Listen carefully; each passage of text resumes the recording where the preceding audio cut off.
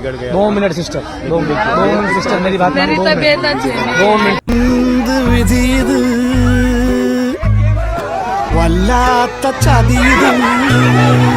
കുംഭമേളയിൽ മാല വിൽപ്പനയ്ക്കായി എത്തിയ മകളുടെ വീഡിയോ വൈറലായതോടെ പിതാവ് പെൺകുട്ടിയെ വീട്ടിലേക്ക് തിരിച്ചയച്ചു.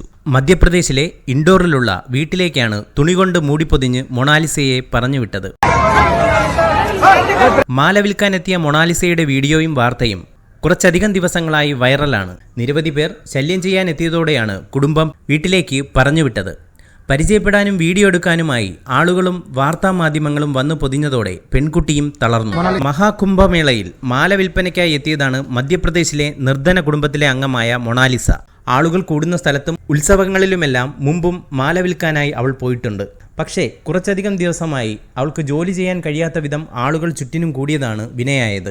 വിദേശികളടക്കം മൊണാലിസയുടെ വീഡിയോ പകർത്താൻ ചുറ്റിനും കൂടി. ഒടുവിൽ മൊബൈലും പിടിച്ചെത്തുന്നവരോട് ജീവിക്കാൻ അനുവദിക്കില്ലേ എന്നാണ് മൊണാലിസ ചോദിച്ചത്.